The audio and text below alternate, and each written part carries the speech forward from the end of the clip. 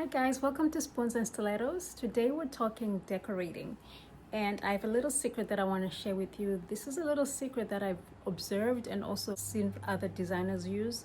It's called the rule of three. So what the rule of three is when you're decorating, you want to use odd numbers instead of even numbers. So for example, you're going to decorate with 3 pieces instead of 4 pieces, 5 pieces instead of 6.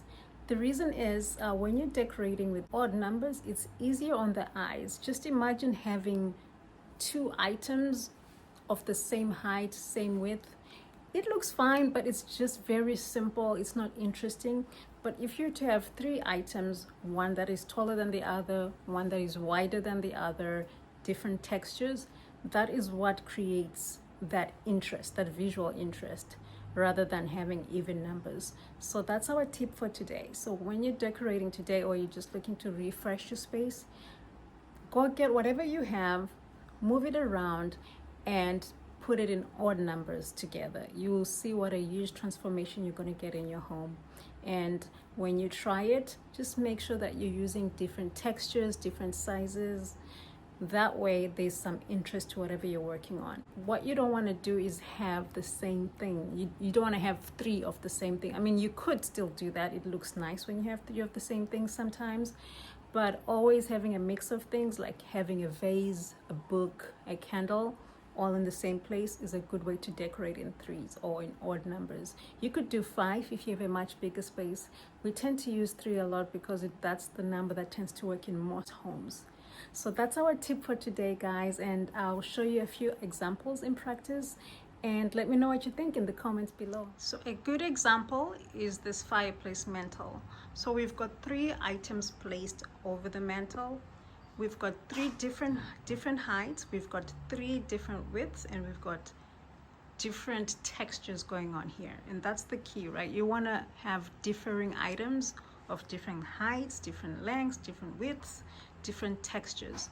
So this vase right here provides height, so it's longer than the 3, and then the second one right there is much wider than the other 3, and then we've got the dried flowers, which also provide some texture, and then the frame, which also provides a different material, which is the metallic gold. So when you're choosing the 3s, it's very important to select different heights, textures, and sizes.